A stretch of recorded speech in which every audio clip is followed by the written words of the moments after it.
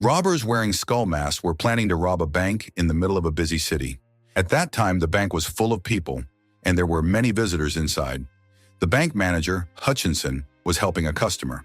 While walking the customer out, he suddenly saw one of the masked robbers and was shot.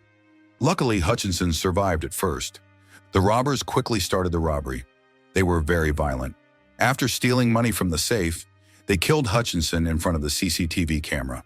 Then the robbers planted a fake time bomb set to explode in 15 minutes to stop anyone from calling the police. Meanwhile, the bank's owner, Hubert, was in a meeting with other business people. His staff told him he had a call from someone named Dagley. A senior FBI detective named Jonathan arrived at the bank to investigate. Jonathan started looking for the reason behind the robbery and tried to understand what happened. He discovered that the robbers used a fake time bomb. However, the fake bomb was already taken by a police officer who had gone missing. At the same time, police officers were raiding a party where drug users were present. The raid was easy for them.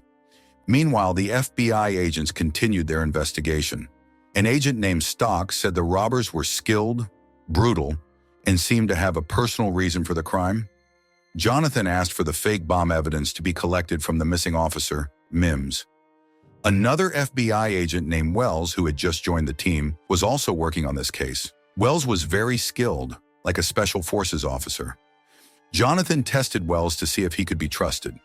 Later, Jonathan got a call saying Hutchinson's wife had returned from a trip, but didn't know her husband had died. Jonathan and Wells went to her house. When they arrived, Jonathan told Hutchinson's wife about her husband's death. She immediately cried and looked very confused. When they got into the car, Wells told Jonathan about his secret observations. He noticed that Hutchinson was the only one working to support the family, but his wife didn't seem surprised when Jonathan and Wells arrived. Soon after, Jonathan received a call saying that Mims, the missing officer, was at the police station after a drug dealer raid. Jonathan and Wells went to the station and found fingerprints on the fake bomb. But the fingerprints didn't belong to the robbers. Instead, they belonged to someone who had been dead for a long time.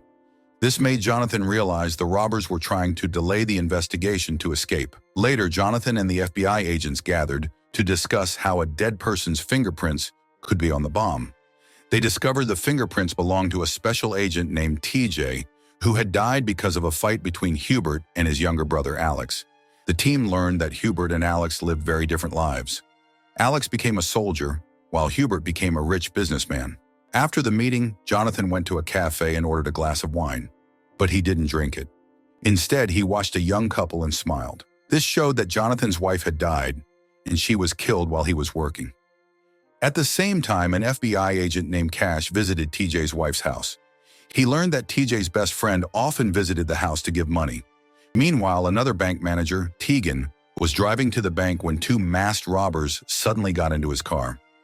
One of the robbers played a voice recording telling Tegan to open the bank safe because only he could do it. To ensure Tegan didn't act out, the robbers said they had captured his family. They also gave him a device to track his movements. When Tegan arrived at the bank, he acted very carefully and nervously. He told his employees to go buy coffee and take a break. When the bank was empty, he went to the safe and opened it. Soon after, the robbers entered the bank. When the employees returned, the robbers killed the head of security. But this time, their actions weren't as violent because one robber helped someone who was shot. The robbers took money and securities from the safe. While leaving, Dagley, Hubert's assistant, passed by the bank. One of the robbers approached him and threw a bomb into his car, killing Dagley. After the robbery ended, the police and FBI agents arrived to investigate the scene. Jonathan and Wells were also at the crime scene. Meanwhile, Hubert found out that his assistant Dagley had been killed. He became so angry that he smashed a glass table. On the other hand, Tegan and his family were now safe from the robbers' threats. However, Jonathan was curious why Tegan went to the safe because he wasn't supposed to take anything. It turned out Tegan had opened a safe containing an important letter from the government. The scene shifted to Wells, who found more evidence of TJ's fingerprints. Later, Jonathan met with Mims, who had bundles of money in his office. Mims explained that the money came from donations given by Hubert's company. However, Mims didn't want the media to know about it because he feared it would cause public suspicion. Mims then returned home, where he was seen cooking for his wife, who has cancer. It seemed like Mims might have taken the money to pay for her treatment. Back at Hubert's office, he looked very stressed because of the repeated robberies at his bank. Meanwhile, Wells met with a journalist. The FBI planned to use the journalist to spread news that might provoke the mastermind behind the robberies to reveal themselves. In another scene, Jonathan was sitting in the same cafe, daydreaming with his glass of wine, which he never drank. Then Stock arrived to talk to him about the case. The next day, Jonathan and Stock attended Dagley's funeral. They wanted to observe who would show up. They saw a man named Cook, who was a senator and suspected to be involved in the robberies. Jonathan noticed that Hubert and Cook seemed very close and might be meeting secretly. At the same time, Wells and Mims were exchanging information about the case. It turned out Mims had been investigating the robberies for a long time. They met a journalist who had been near the crime scene and had written down the license plate of the robber's car. Jonathan and the FBI agents discovered that Dagley was a former Special Forces soldier in the same team as TJ. Then Jonathan received a package containing photos of Hubert and Cook hugging. Meanwhile, Wells and Mims tracked the robber's car and sent someone to follow it. But so far, the car hadn't moved. While sitting in his room, Jonathan was daydreaming. On the table in front of him were a glass of wine and a gun. Suddenly, he heard a robber's voice from behind. The robber had contacted Jonathan through a laptop. The robber told Jonathan he could lead him to the mastermind behind the robberies. It turned out that Jonathan's plan to spread false news worked and drew out the robbers. However, the robber also revealed something shocking. The person responsible for Jonathan's wife's death was one of Jonathan's old enemies, who was already in jail thanks to Jonathan. The next day, after learning more about the robbery's background, Jonathan went to Hubert's office. He boldly accused Hubert of being the mastermind behind everything. Jonathan believed that Hubert wanted his brother, Alex, to be remembered as a hero instead of a traitor. This was because when Alex died, he had disobeyed orders from his superiors. Feeling threatened, Hubert kicked Jonathan out of his office. Jonathan couldn't arrest Hubert yet because the evidence was not strong enough. At the same time, the robbers were preparing for another heist. This time, they planned to rob Hubert's central bank, where Jonathan was already waiting. As the robbers tried to climb down from the balcony using ropes, Jonathan spotted them. A shootout followed. Out of the 4 robbers, Jonathan managed to take down one. During the chaos, Jonathan saved Hubert. One of the robbers accidentally shot a security guard. Jonathan confronted the robber, and they threatened each other. Luckily, Jonathan got the name of their boss. He then let the robbers escape wisely to avoid more bloodshed. After the robbers escaped, the police and FBI drew a lot of public attention. In the middle of a rainy city, Mims arrived at the scene. Jonathan began to suspect that Mims might be involved in the robberies. After finishing the crime scene investigation, Jonathan held a meeting with his team. They discovered that the robber Jonathan had taken down was a special military agent. His fingerprints and molar teeth had been removed, proving he was part of a special operations team. They also found connections to Hutchinson and Dagley, who were part of the same military team. This led Jonathan to a new conclusion. The team led by TJ was involved in murders and had kidnapped Alex, Hubert's younger brother. The meeting with the agents wasn't finished when another agent reported that Hubert had left the interrogation room. This was because Cook came and secured his release. Meanwhile, Wells and Mims went to TJ's wife's apartment. Before they could enter, they saw a man leaving the apartment. Inside, they found stacks of dollar bills. They discovered that the man was TJ's younger brother, so Wells and Mims decided to follow him. While in Jonathan's office, he and Stock received another package.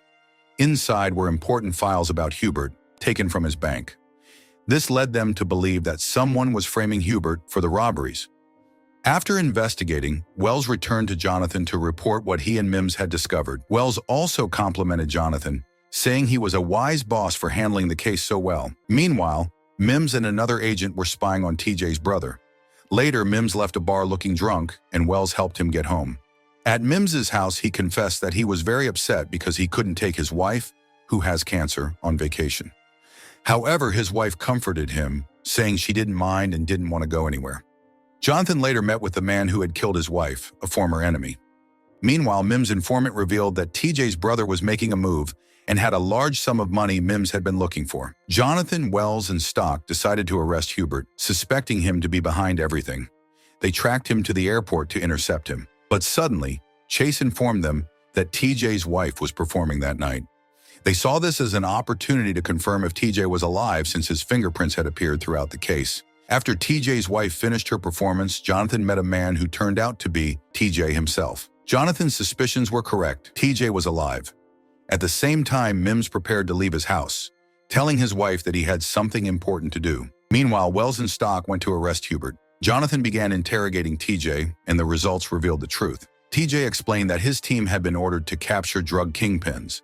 However, when they carried out the mission, they found that the targets were only college students. Soon after, another special forces unit appeared and brutally attacked TJ's team. All his teammates were killed, and TJ was the only survivor. TJ realized that he had been framed by his superiors. Meanwhile, Mims and his team moved to rob a bank. However, Mims decided to abandon the operation, and the police arrested 2 of his men who were suspected of being involved in the previous robberies. Later, Mims went to Jonathan's office. Jonathan suspected that Mims might be one of the 3 remaining robbers. However, Mims claimed that he was also framed by Hubert and offered to help Jonathan. He revealed that Wells was a former Special Forces officer who had been sent to attack TJ's team. At the same time, Wells and Stock tried hard to catch Hubert, but they failed.